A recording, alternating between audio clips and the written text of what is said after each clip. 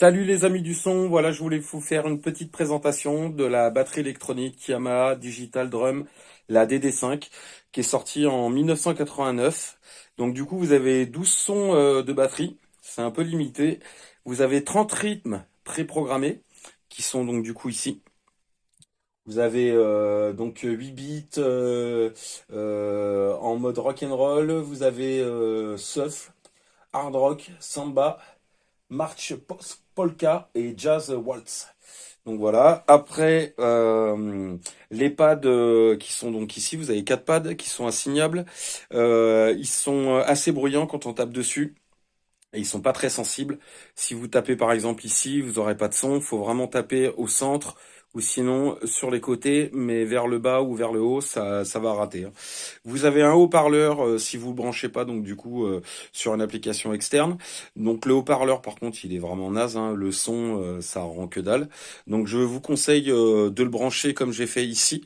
Donc vous avez une entrée jack, gros jack, pour mettre soit un casque ou soit sinon des enceintes monitoring, un ampli, guitare, vous voyez, ou ces choses-là, quoi. Donc voilà, vous avez un échantillonneur PCM en résolution 8 bits. C'est sympa. Le son est assez punchy et c'est assez typé des années 90. Donc voilà, vous pouvez lui retirer les sons qui sont préenregistrés, entrer les vôtres. Mais le problème, c'est que ça gardera pas en mémoire. Donc, chaque fois que vous éteindrez donc du coup la machine, les sons que vous aurez créés, en fait, ils seront plus là, quoi. C'est ça qui est dommage. Vous avez donc une prise MIDI out, ce qui est super important. Donc, vous pouvez donc piloter un synthé, une boîte à rythme, enfin plein de choses. Donc là, je vous montrerai. Il est branché en MIDI ici sur la Yamaha RX11, ma boîte à rythme. Donc du coup, je vous montrais, vous pouvez assigner par exemple style un clap de la boîte à rythme avec par exemple un crash ou une cymbale et combiner les deux. Donc voilà, il y a donc les sons préenregistrés. Voilà, vous avez ça et vous pouvez interagir en même temps avec les pads, quoi.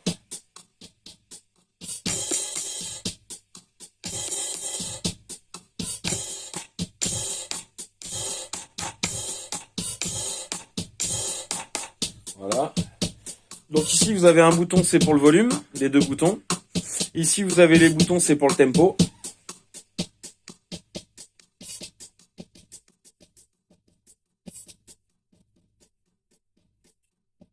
Voilà, donc après vous avez plusieurs modes. Et chaque fois que vous appuyez sur un bouton, ça fait descendre du coup une rythmique, quoi.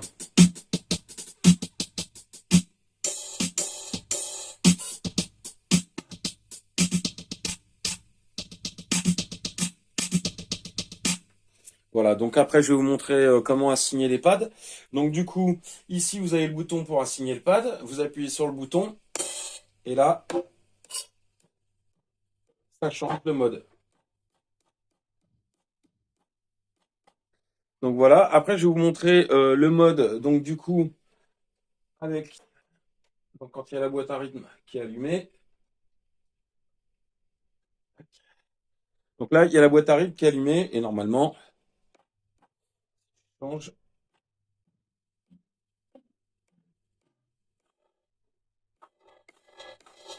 Donc là, vous avez le clap et vous avez la cymbale. Donc voilà, donc après,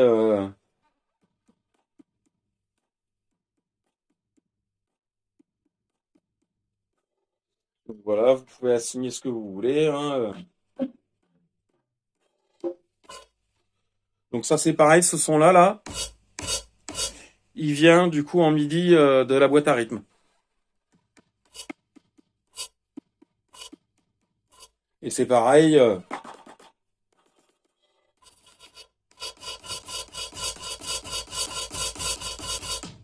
Donc voilà, C'est sympa. Alors moi, je m'en sers pas tout le temps au studio, hein, je m'en sers une fois de temps en temps, mais c'est toujours plus sympathique en fait de créer directement avec des baguettes comme si on avait une batterie, plutôt que par exemple utiliser la boîte à rythme qui est là-bas avec les pads, ou sinon directement sur le PC, sur Ableton ou sur Presonus Live.